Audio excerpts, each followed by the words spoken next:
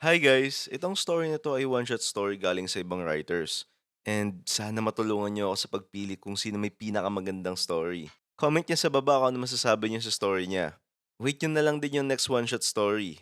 At balik na tayo sa kwento.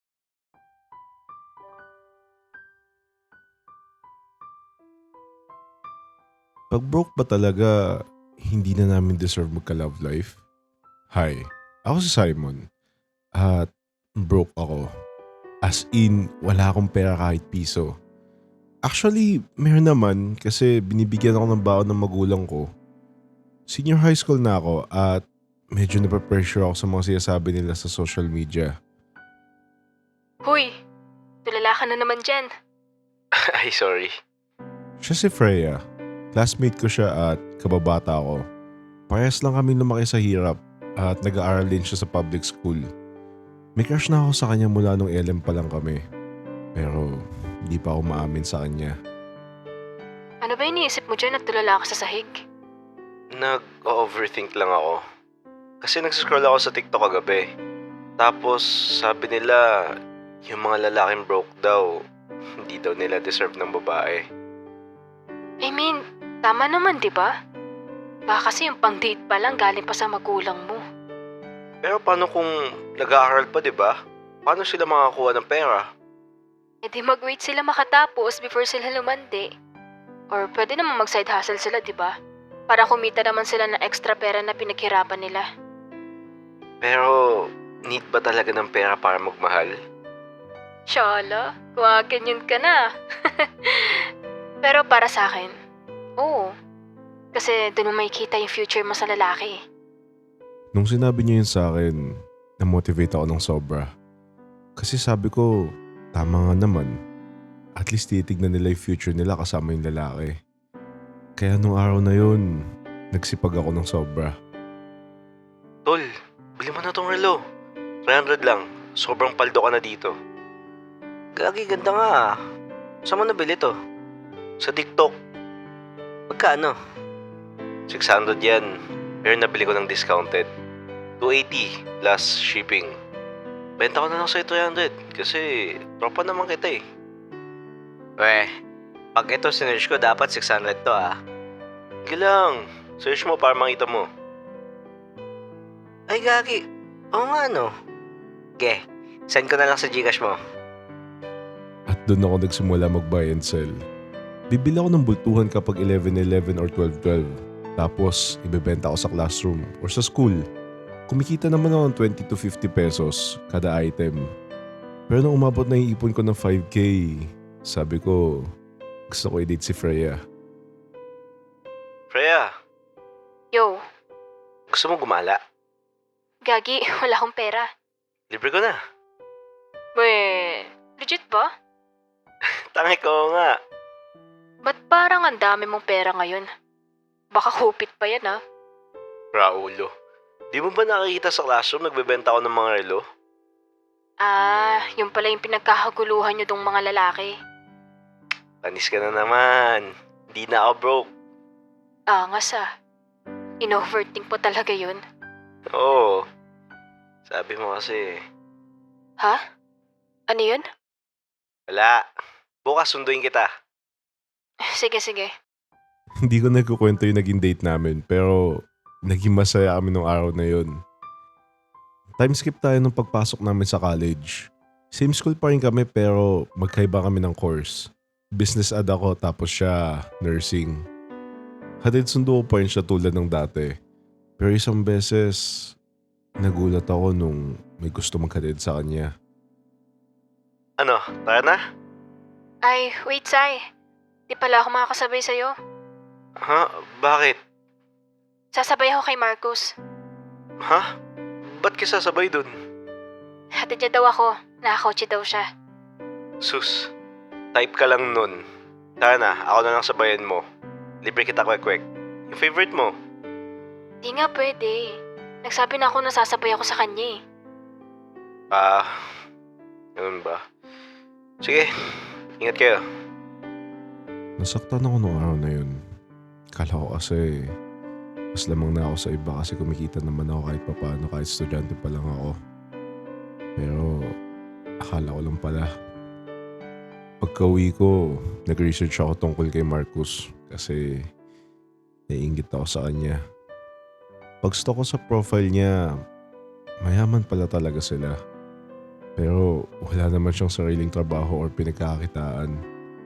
Mayaman lang talaga pamilya nila at binibigyan siya ng pera ng mga magulang niya.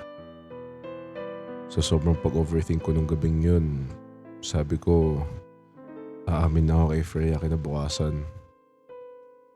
Habang naglalakad kami papasok ng school, sinabi ko na sa kanya yung nararamdaman ko.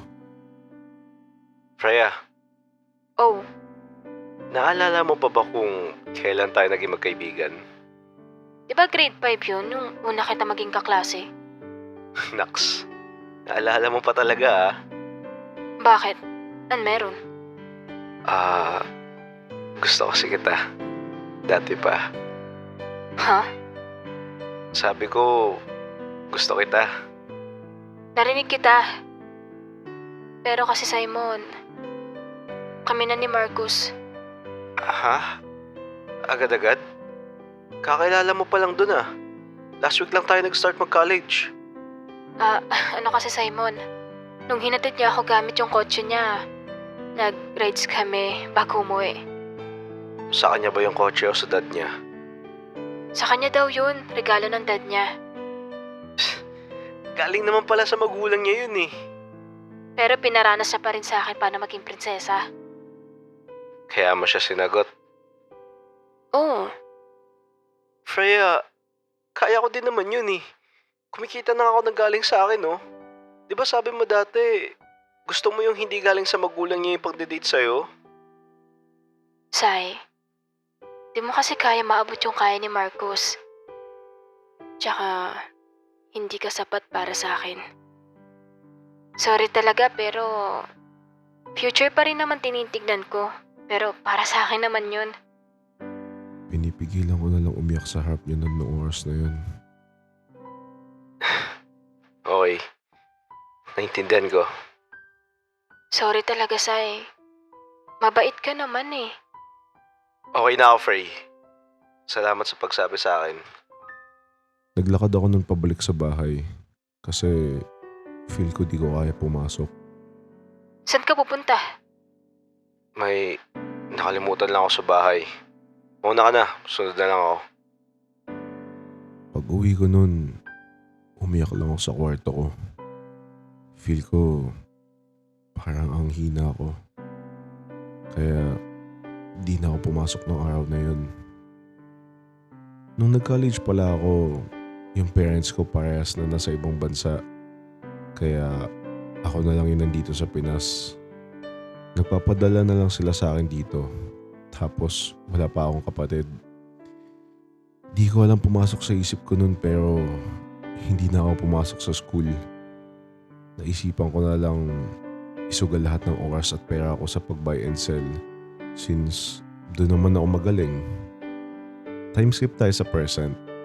4 years na ako nakalipas at nakapagbukas na ako ng 2 watch and jewelry shop at 3 PC parts shop dito sa Pinas. Akalain mo nga naman, naging negosyante ako dahil sa sinabi ni Freya.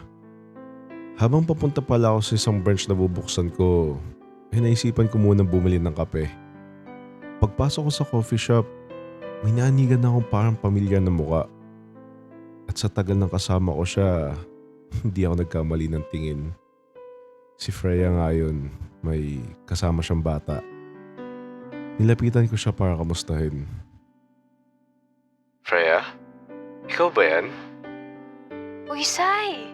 Long time no see. Tagal na pala nung last kita ko sa'yo. Oo nga eh. Lumipat kasi ako ng bahay nung nag-drop out ako. Malaki kasi masyado yung nirenta nila Papa eh. Mag-isa na lang naman na ako dun. Grabe, parang bigatin ka na ngayon ah.